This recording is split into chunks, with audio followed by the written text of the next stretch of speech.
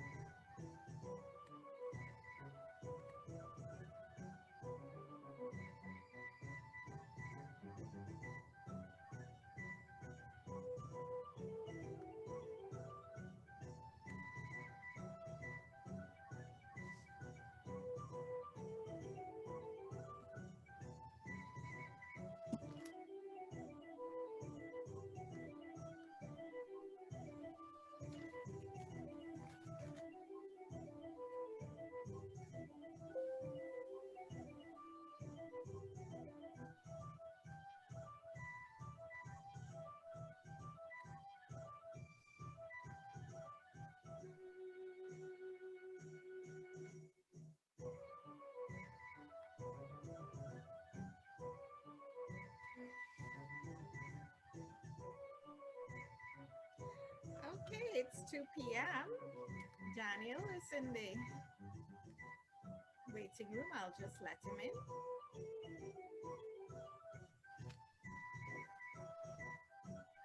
Well, thank you so much, everyone, for joining this afternoon.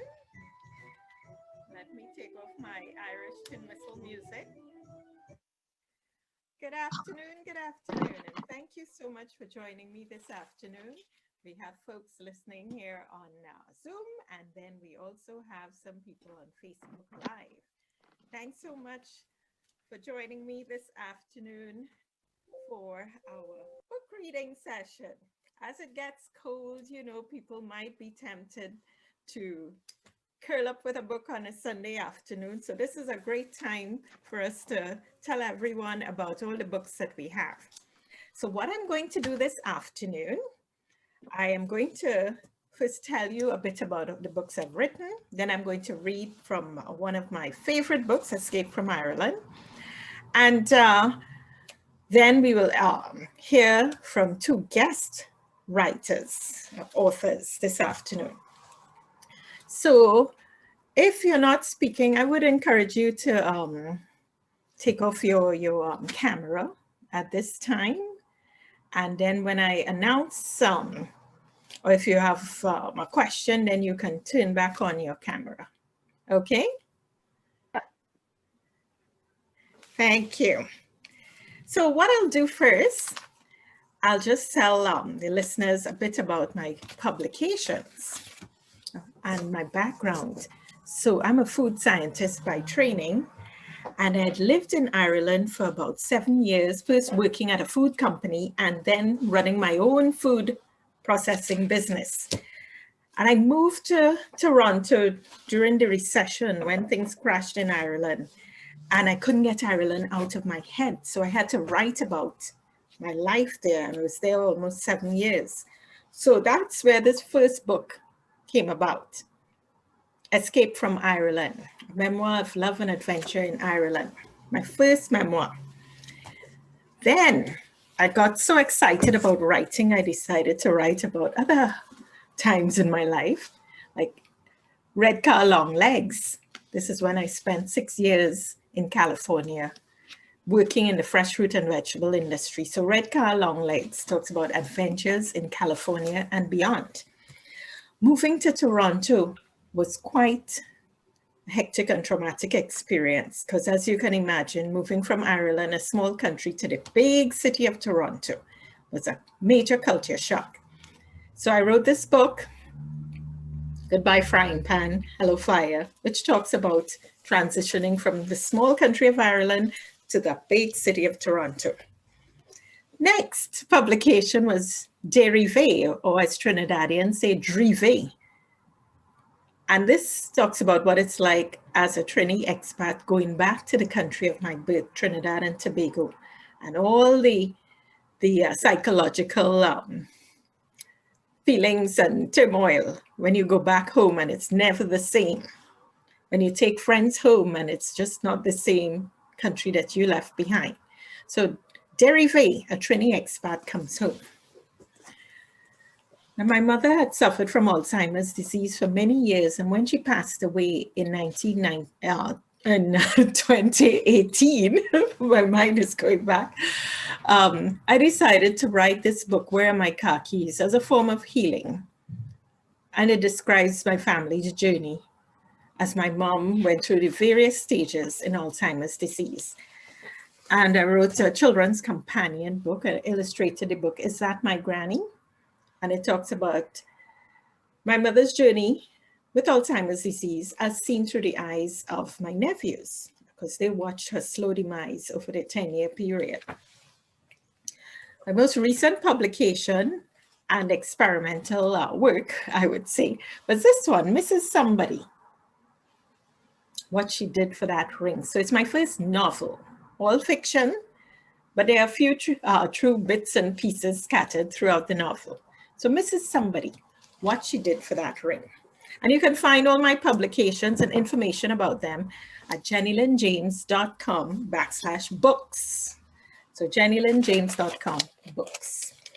So I am going to start with Escape from Ireland. And the first day that I arrived in Ireland, it was 2004, June. Description of the book, Escape from Ireland, is a memoir that gives insight into Irish attitudes and traits as seen through the eyes of a new immigrant. With a mix of warmth, joy, and hope, it explores the highs and lows of settling in a new country. Humorous trials are endured, like Irish speed dating, disastrous home renovations, and maniacal bosses. Escape from Ireland shows how hard work and determination, combined with an easygoing, fearless attitude, can bring great success against the odds.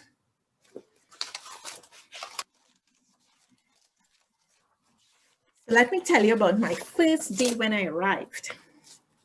I fell on the conveyor belt clutching a large suitcase nicknamed Mini Refrigerator. I couldn't help but laugh hysterically as a kind lad helped me up before I went around the bend. That was my introduction to Dublin Fair City. I arrived on Thursday, the 1st of July, 2004, on a 10-hour overnight flight from Los Angeles. We arrived at the crack of dawn. With an 8-hour time difference between Greenwich Mean Time and Pacific Time, it was very hard to stay awake. The airport looked old and dated. Though it was 2004, I felt I had stepped back into the 1950s. Black and white photographs of hundreds of Irish immigrants arriving in America lined the walls.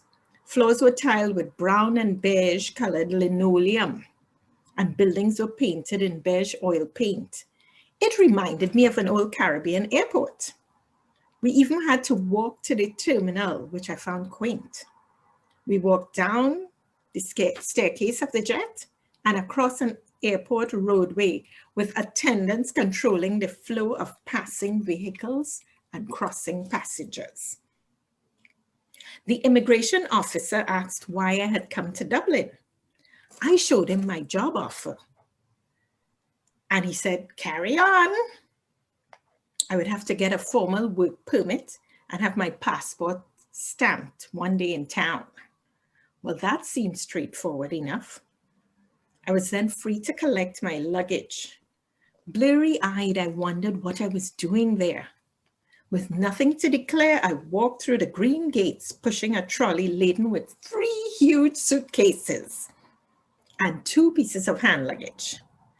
A 40-foot container from California was going to be following me in a few weeks' time. I stepped outside and the air was chilly, damp, and gray. I had heard it rained frequently in Ireland, but did it have to rain on my arrival? The sky was overcast and the clouds heavy. as if it was going to pour rain. I joined the line, or queue, as Dubliners called it, at the taxi rank. When my turn came, a taxi minivan was summoned to take all my bags. They couldn't fit in a simple car. The driver loaded the van and asked what I had in all those bags. He wondered if I had come to live in Dublin. Yes, of course, I replied. I've flown in from Los Angeles. The driver was small with short limbs and a mop of premature gray hair. I was disappointed not to find a red-haired driver. I had been programmed in America to see the stereotypical Irish red-headed leprechaun. I could tell he wasn't old, but yet he wasn't young. His round stomach was probably the clue. I asked him to take me to Harcourt Hotel on Harcourt Street, since I had pre-booked and paid for this hotel. There was construction everywhere as we drove along. The driver showed me the new Tesco Extra construction on Malahide Road. New sports grounds were being erected all the way. I remarked that instead of high-rises, the urban sprawl seemed to be quite flat at that time. Many old houses were mixed in with shops, pubs, and bookmakers. What is a bookmaker? I asked my taxi tour guide. It was quite puzzling to imagine so many places making books. That's where you bet on the horses. Ladbrokes, Paddy Power, and Hackett's, they can make you a fortune. Well, I've never bet on a horse in my life. I wouldn't know what to do, I told him. Betting seemed to be a national pastime. The slew of pubs that lined the streets showed that drinking was also a national pastime. Along the way, I also learned about the weather, the Celtic tiger, which is a term used to describe Ireland's rise in financial fortune. I also learned about the best places to live in Dublin, the political parties, the government, and other gems from the taxi driver's store of knowledge. We finally got to the Harcourt Hotel, former residence of George Bernard Shaw. I was charged 38 euros, which I rounded off to 40 euros, even though the meter actually showed a tip was included. I thought I got an excellent deal.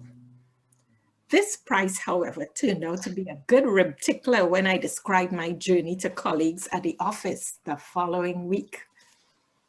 So, anybody imagine what happened when I told the driver I'd flown in from Los Angeles, California? Who could tell me what they imagine happened? Anybody? The price went up. What I didn't know. So when I told colleagues on the job, they found it very funny. They said I was taken on the longest route into town, you know, the furthest route into town, the scenic route, and charge extra because I was showing off, you know, I'd come in from California. So I got a California price. Anyway, that's what happens sometimes when you're a tourist in town. So I'm going to look over at Facebook, see if anyone has any question for me. Let me see. Anyone on the Facebook Live has a question for me at this time? Let me see.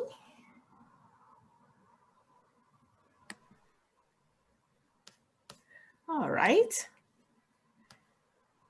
Now, I'm going to continue. So, I'm going to tell you what happened in the office, because that was quite funny. Everyone was friendly at the office.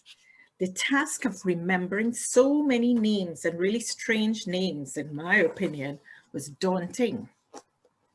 I had to use images and the person's features as reminders. And when in doubt, I asked for Patrick. Chances are there would be a Patrick there. There was Patrick, Porrick, and Prodrich, and other variations of St. Patrick, the patron saint of Ireland. These were common names for men. So in our office, we had Ginger Patrick from operations, Patrick from transport, and Patrick from the warehouse.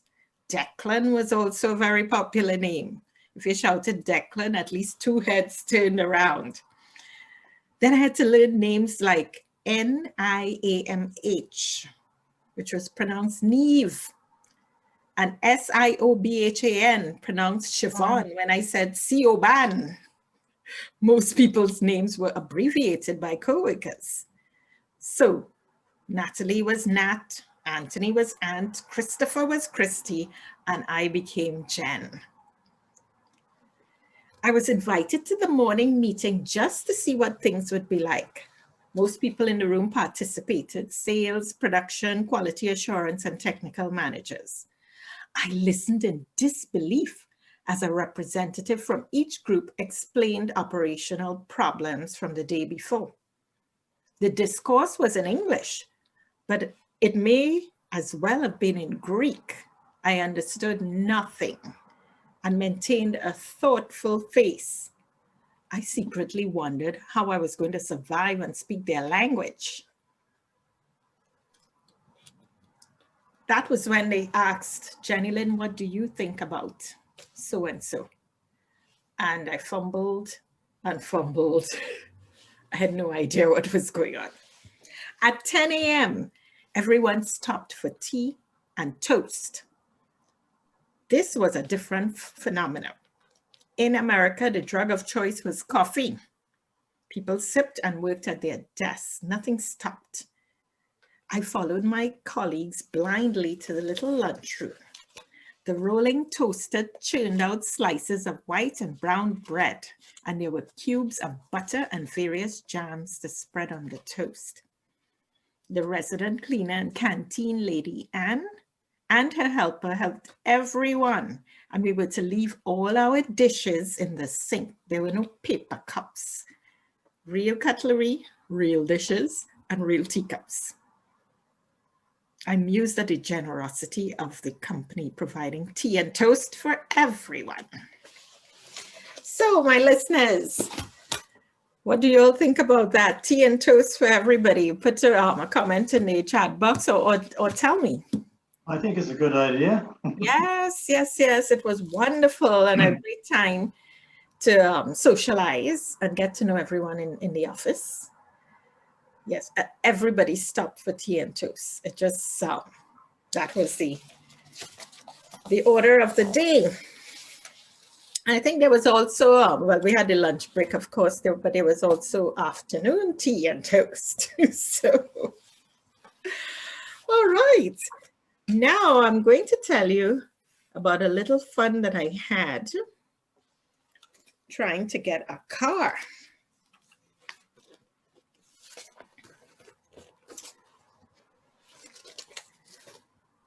My adventures in vocabulary on the job were only beginning. I had to get a car and get a car fast because there was no way to reach to work in St. Margaret's using public transport.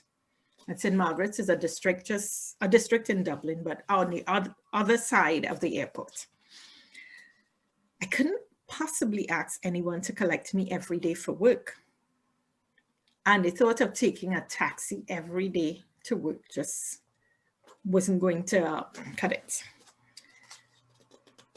So I asked one driver, the first day when I took a taxi, how should I buy a car? He shouted at me, the buy and sell, the buy and sell. I couldn't understand what this meant. Was it a TV show, a store, a street? I had to ask for clarification. The buy and sell turned out to be a weekly newspaper listing everything people wanted to buy and sell. I raced to the SuperValu store at the corner of Ballymun Road to get my copy of the buy and sell after work. Sure enough, there were dozens of listings of cars. What I didn't realize was that old cars cost 4 to 5 times more than cars in California. So I limited myself to purchasing a secondhand car for a few thousand in cash because I had no credit. and it had to be no more than 5 years old.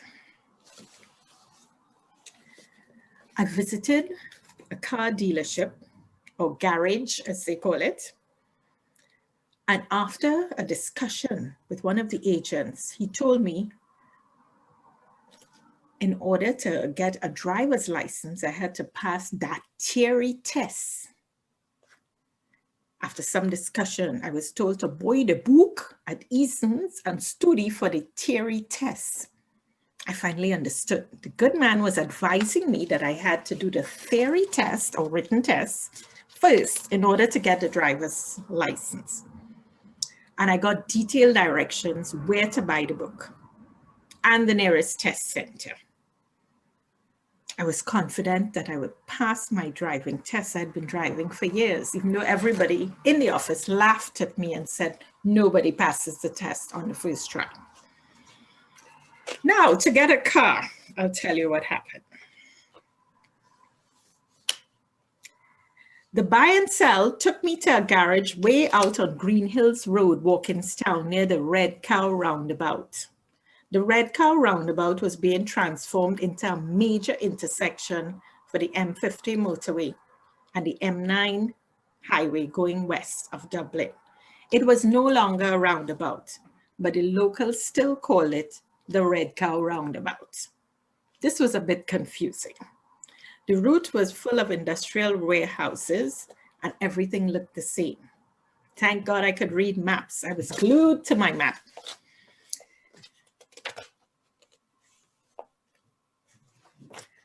A bus from Dublin city centre dropped me off near the Walkinstown roundabout, which had 6 exits.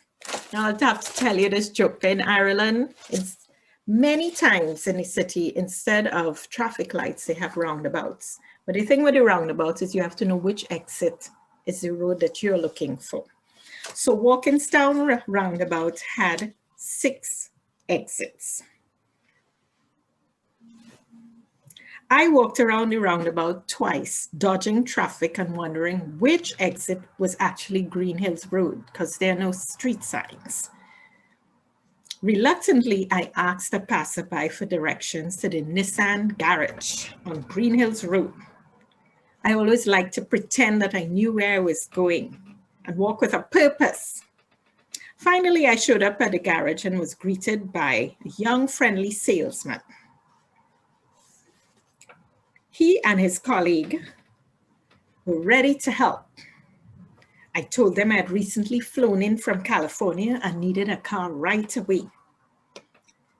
I had to sit through stories of a lad who had worked in a bar in Boston for a few months, and then the other one who told me he had hitchhiked throughout the United States before running out of money and having to come back to Ireland.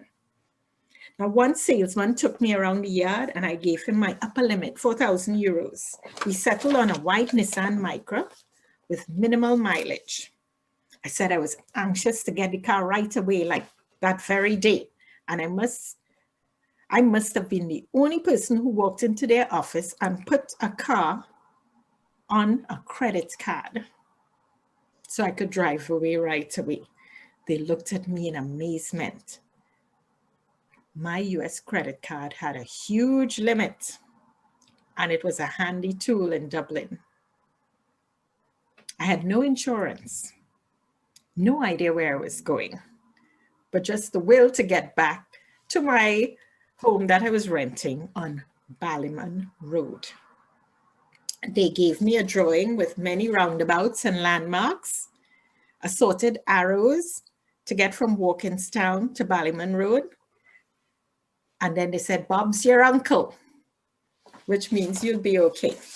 So to find out what happened next, because that was an adventure in itself, do get a copy of Escape from Ireland. Find out what it was like, my first drive through Dublin traffic, rush hour, to find Ballymun Road. What an adventure it was. Anyway, so let's take a little break and play some an Irish jig. Let's see what we have here. Hope you all are doing fine this Sunday afternoon.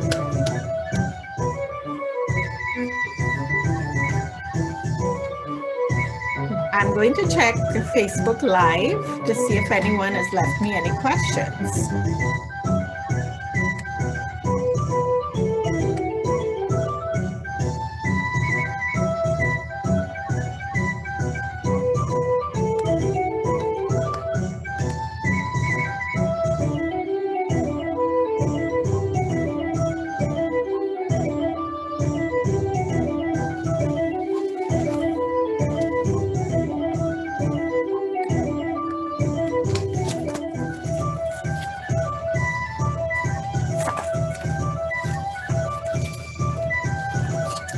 All right. Okay, so after that short interlude, let's continue. Now I'm going to read a humorous passage about speed dating in Ireland. I went online to see what was happening in Dublin, and my eyes caught an advertisement for a speed dating event on Thursday evening at a bar in town. Aha, I thought, that would certainly give me a thrill, or a scare as the case might be. I filled in the application form, then hesitated for a full 5 minutes, walked to the kitchen, drank some water. Then I came back and I hit the send button. I waited with bated breath to get home from work on that Thursday evening so I could get ready for the event. How many guys were going to be there? Would they be cute? Would they be jealous or what? Would they have met foreign girls before? What would they think of me? What should I wear? I had to look cute, but not tarty, as they say. My wardrobe was limited because everything seemed to be in that container en route to Ireland. I settled on a blouse, a pair of jeans, and high-heeled sandals. My hair was straightened and left open and loose. I wore a reasonable amount of makeup. Knock them dead, I thought. Too bad if they don't notice. The event was in a bar on St. Eustace Street in Temple Bar. This was an old cobblestone touristy part of the city. Looking for the right bar took some time, but I was early. I must have been one of the first to get there. The organizers were at the door to welcome me, checked my name on the list and gave me a name tag. I promptly ran to the ladies' room to powder my nose. No guy would see me as an eager early bird sitting alone. There were 1 or 2 other girls in the ladies' room, so I was not alone. I chatted briefly with them. They were both there for the speed dating. One had done it before and the other girl was a first-timer. I pretended to be a first-timer.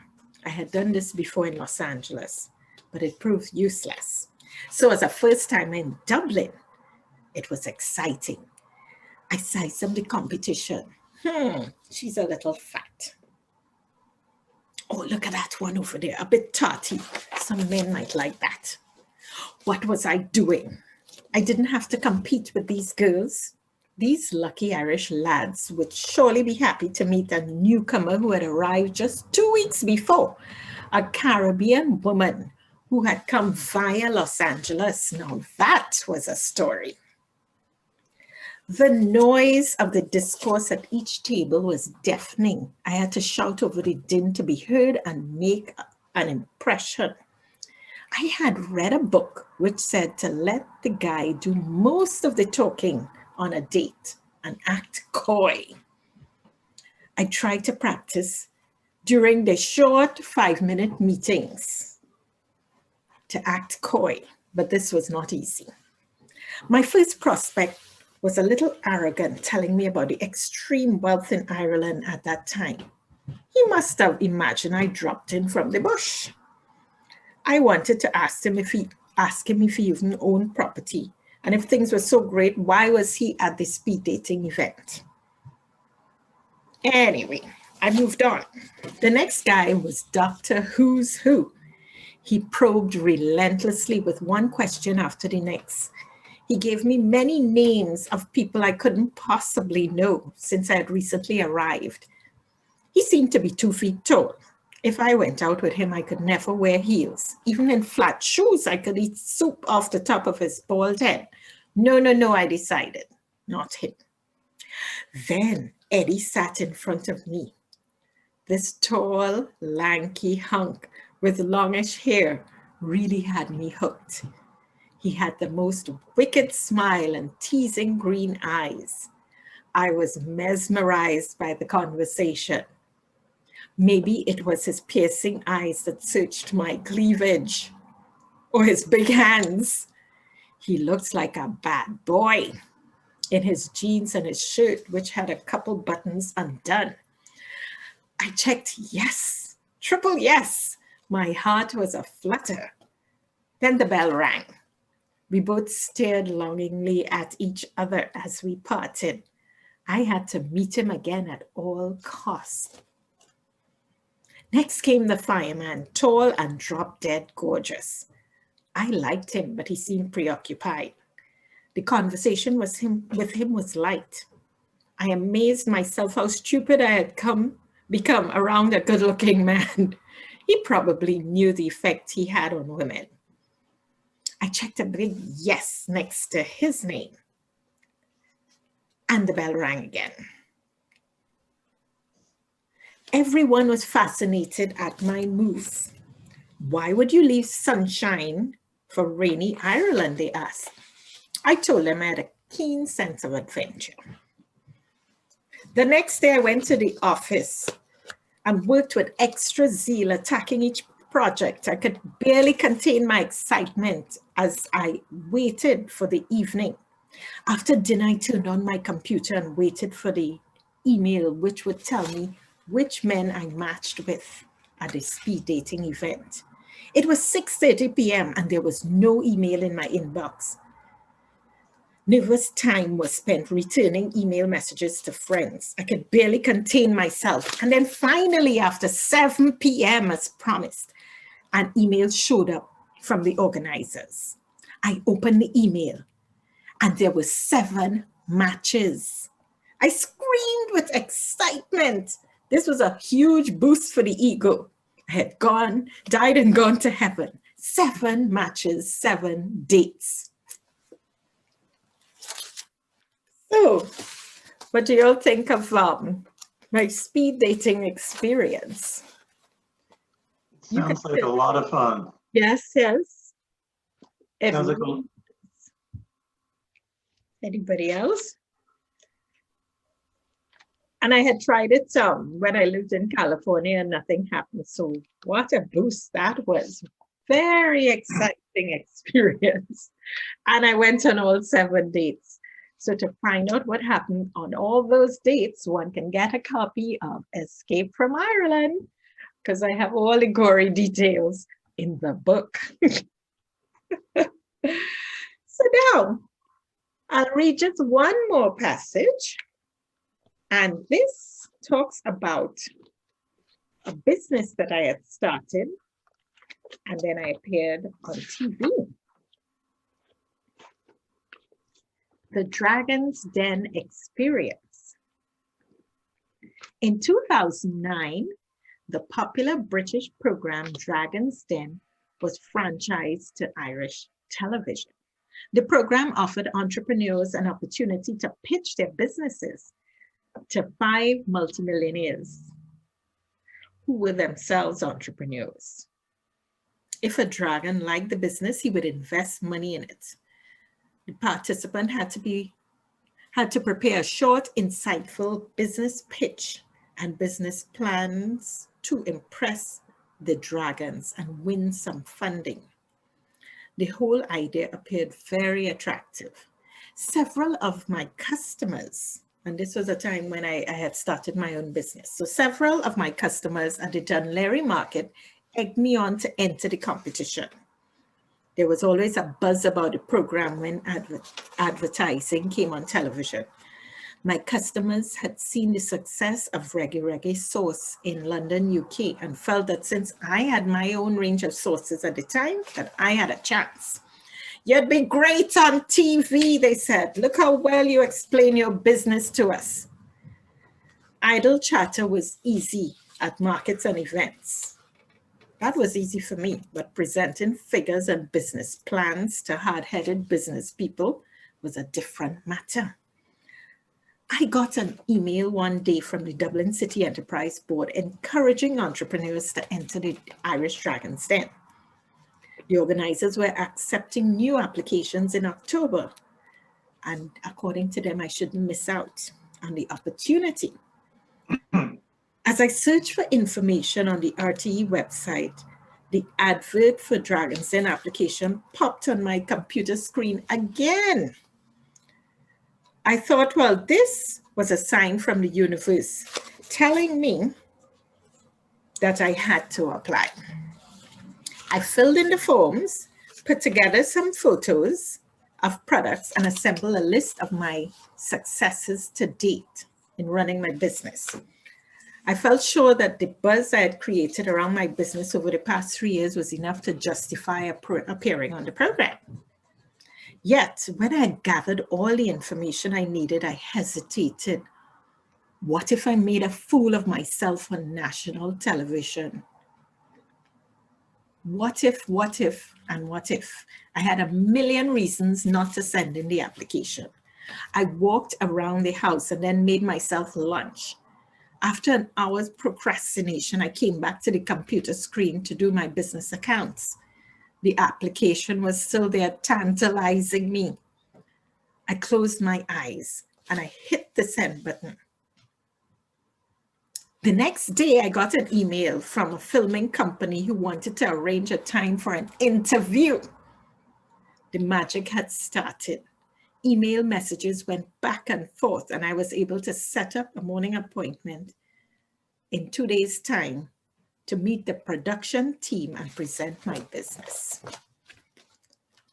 So that was just the beginning of my Dragon's Den experience. And to find out what happened next, please get a copy of Escape from Ireland, where you can learn all about the Dragon's Den experience and how I appeared on TV and what happened after the Dragon's Den program was filmed and all that good stuff.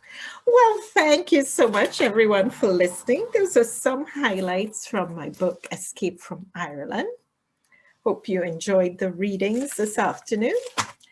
And now I will invite everyone to turn on your webcam so I can see you.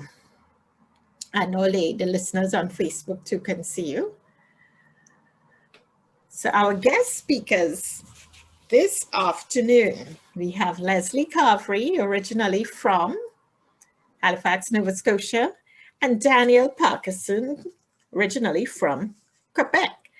And I would like to first invite Leslie to tell us a bit about herself and her publications. So Leslie Carvery. Thank you. Tell us about your book. I'm a self-published writer. Like you, I wanted to document my life and share my stories.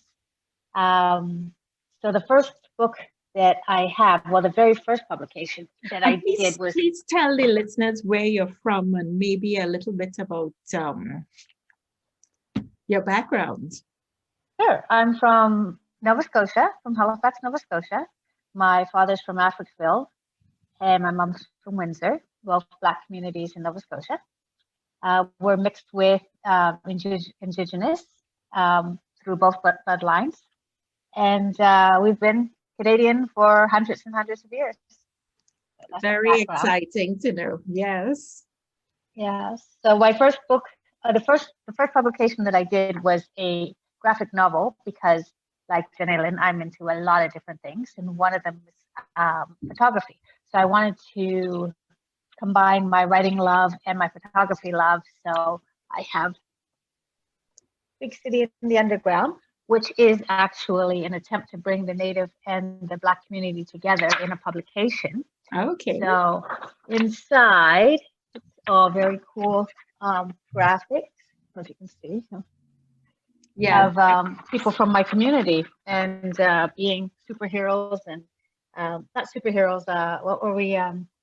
Secret agents. Okay. So it's a spy adventure, and there's only one, unfortunately. The is only one volume. So I wanted to go on and have a whole series, but you know how that goes. I only got one done. So the cliffhanger leaves you hanging forever. The next publication I worked on, you know, for years in Halifax, but it wasn't until I ran away from Halifax to Montreal where I had a quieter scene where I could sit and work on my writing. So I did a story about my dad's life when he was young and what it would be like to live in Africville, which was his hometown, which is a very famous Nova Scotia Black community. So it's a fiction based on what I felt was how things went down. Yes. My father loves the book. He's read it many times, and he's not an avid reader at all. And he agrees. He goes, I think it went just like that. Even though he was a baby at the time. Very good. So that's Africville. With my painting, you and I, again, we have so much in common, Jennylynd. That's my painting, that's the cover.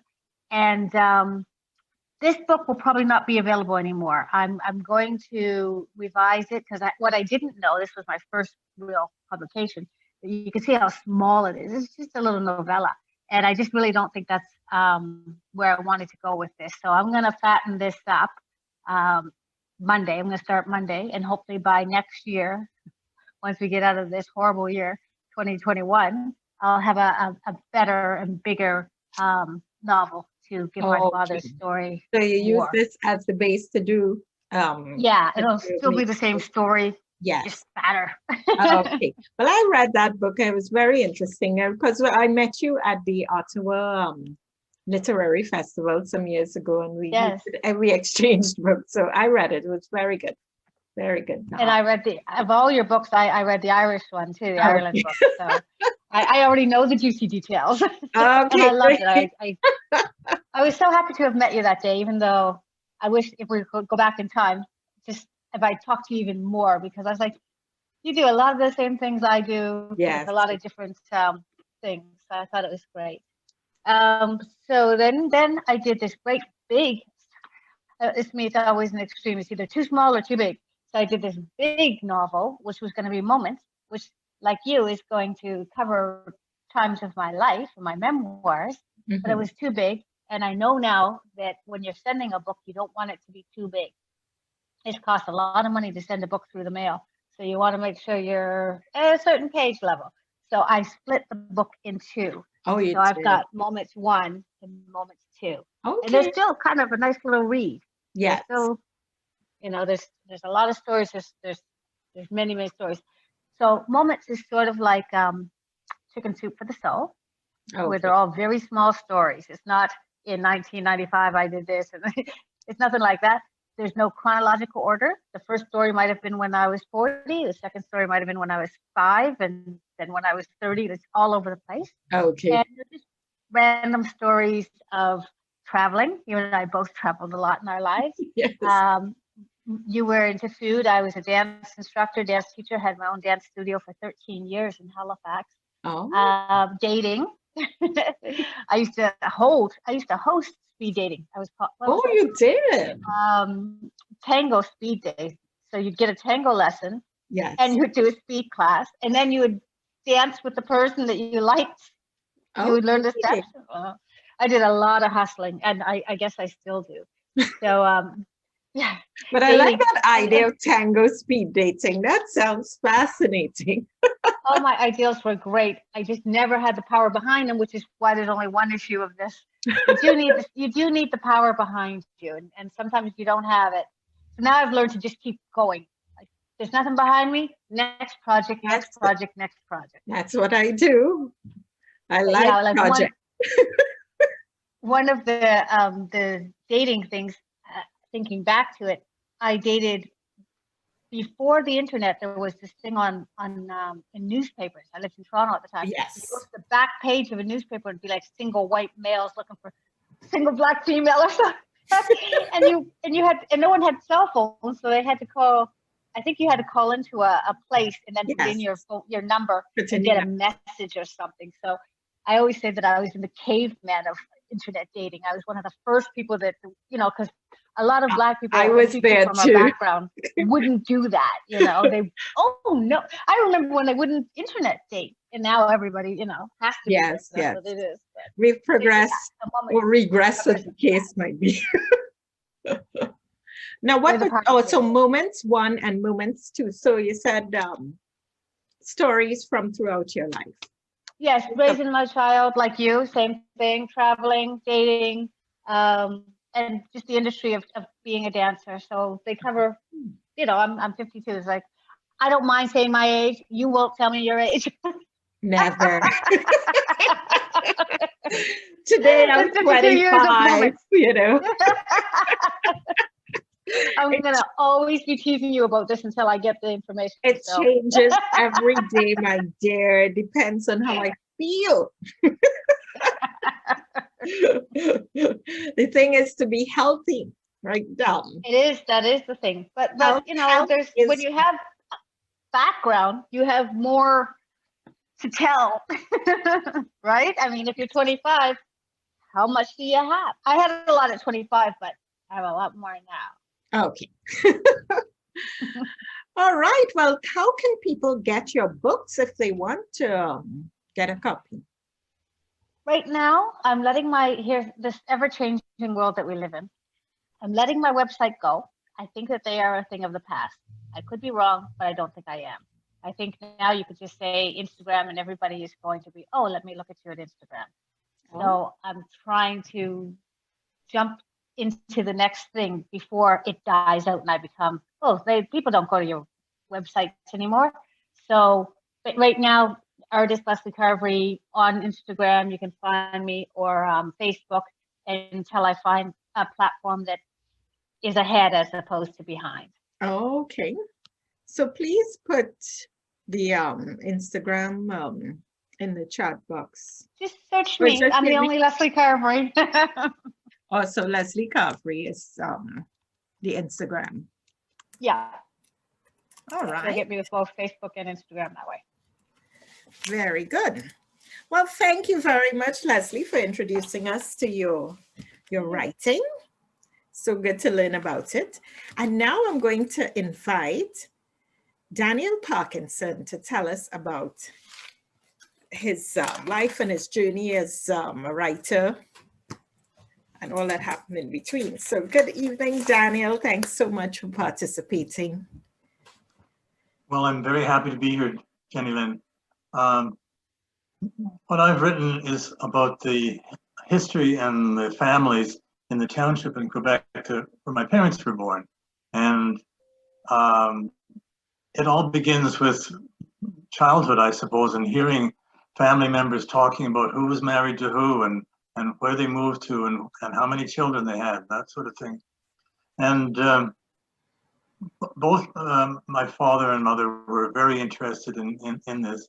And I began I guess I bought a genealogy program and started keeping track of my own family tree. Okay. And from then I started doing research, and I'd find all this interesting material.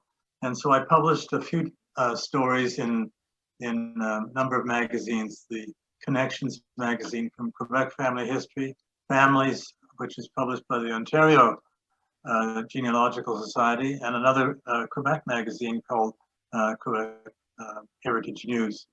And how far back have you managed to go with your genealogy, your study? Well, some families quite far, back to the 16th century. There are so many places that you can go online to look up records and so on. But before they were there, I was doing research through the Mormon Church in the family history centers, things like that. Oh. And with a couple of families, I actually wrote letters to some of the archives in England and was able to collect. Okay. So maybe you can tell the listeners about your heritage and which countries you had to research. Basically England and Ireland. Parkinson is an English name, but Rhoden, Quebec, where the families all settled, there were a lot of Irish families settled there. Oh, And so in Ireland, I have roots in several counties, the old Kings and Queens County, Antrim, the north. yeah, and then in the south, Wicklow, Okay. just south of Dublin.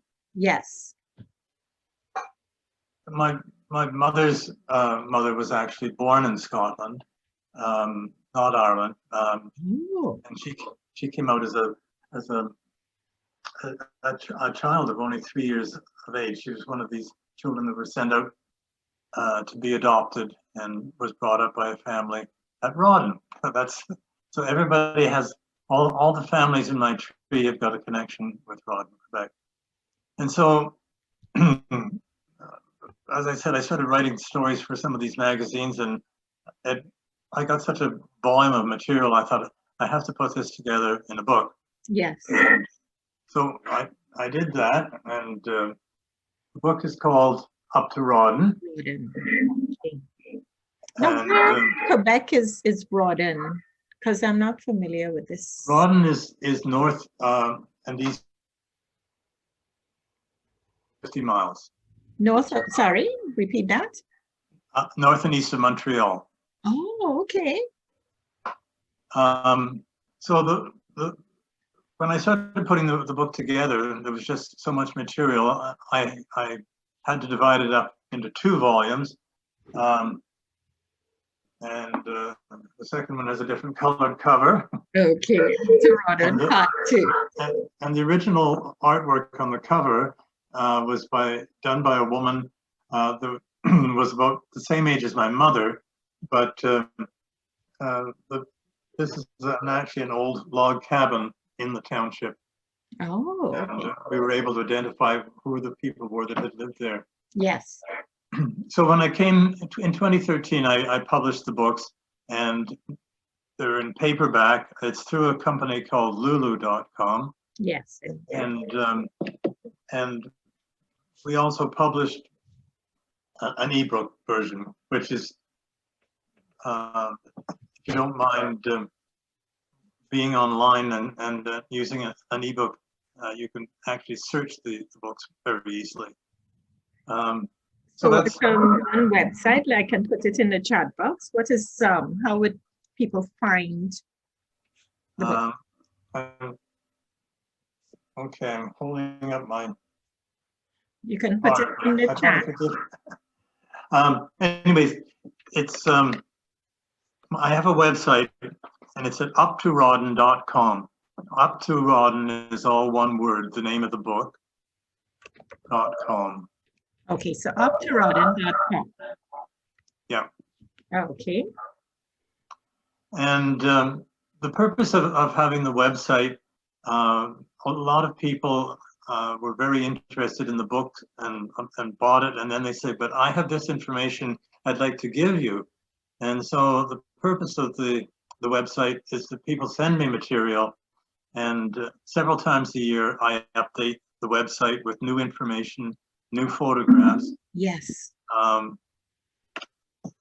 A year ago, I revised the website and added a lot of new material. I'm always researching things, and so these can be, anybody can use the website, anybody can use the material that's on the website. Okay. Books you have to buy, and they're sold through Lulu, and Lulu. the link is right there on the website. Yes, so it's like a living document then. If people can provide new material, they can actually add photographs and add Very much so, Jennylynd. Oh, excellent. I have a lot of photographs that I wasn't able to put in the book myself because Yes. it just was too huge. But as I say, friends and other family people have sent photographs.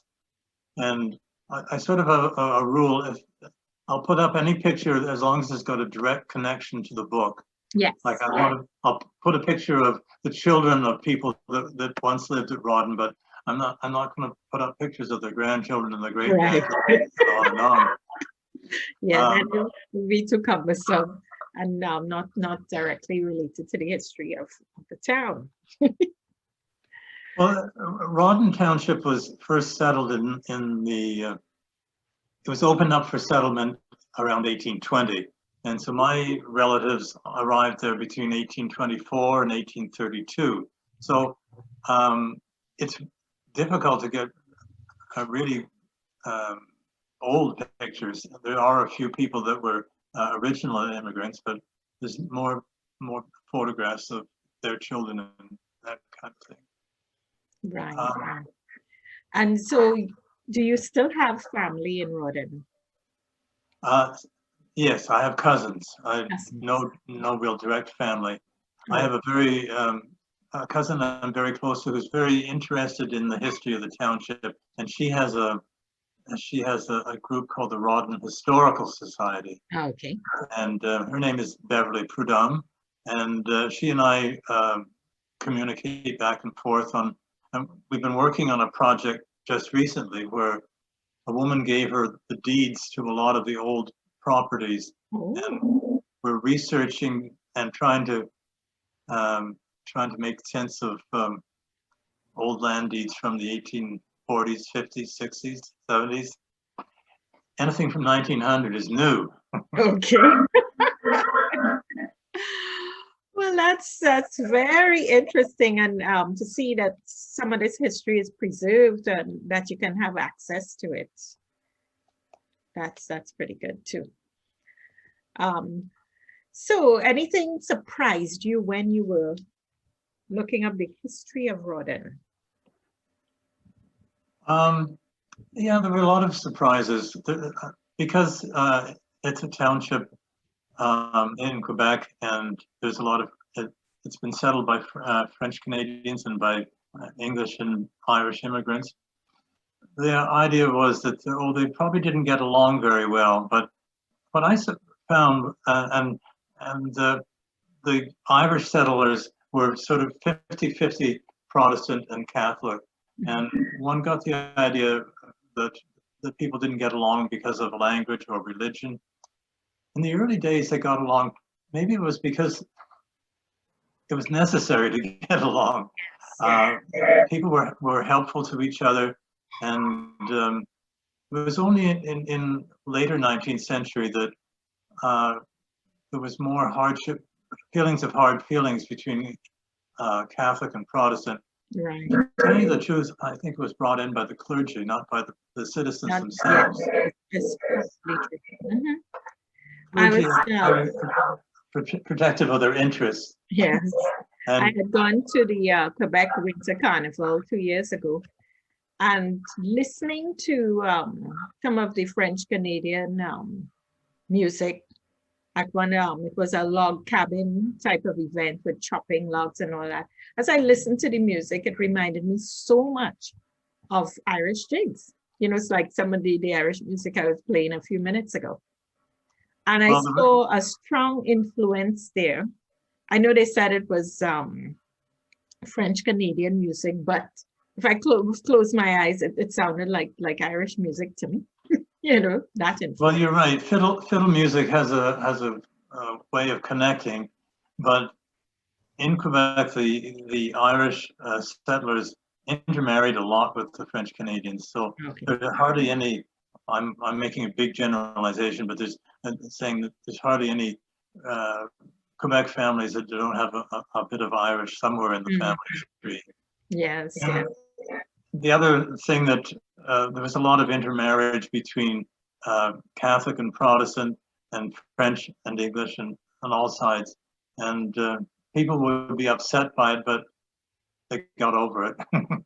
Families are families. Yes. So, sometimes these marriages were devastating to a family, but more often than that, they just got on with it. Raising families. Right. Okay, well, thank you so much, Daniel, for your presentation and telling us about Up to Rhoden today. Very interesting. So I put the title in the chat box. And for those who are interested, Leslie Carvery has an Instagram page where she will be promoting her books. And then to find my books, I'll put it in the chat box, jennylynd.james.com, books, and all the books are available on Amazon as well. So thank you so much, everyone, for joining us this afternoon. Next week, join us same time, 2 p.m. Toronto time, where we will be talking about my novel, Mrs. Somebody, What She Did for That Ring. Thanks so much to our guests this afternoon, Leslie Carvery and Daniel Parkinson. And everyone who joined us on Zoom and on Facebook Live. Hope to see you again next week. Bye, everybody. Bye. Bye all.